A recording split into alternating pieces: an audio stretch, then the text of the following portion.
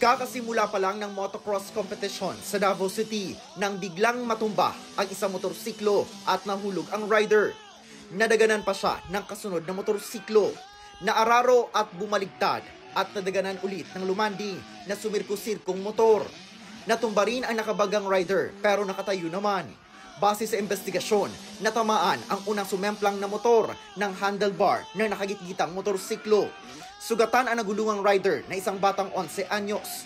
Ayon sa ama ng bata, maliban sa mga pasa sa paa at tuhod, maayos naman ang lagay ng kanyang anak at nakasali rin agad sa isa pang kompetisyon kinabukasan. Payo ng mga otoridad, delikadong racing sports ang motocross na kailangan ng sapat na kaalaman at training bago sumabak dito.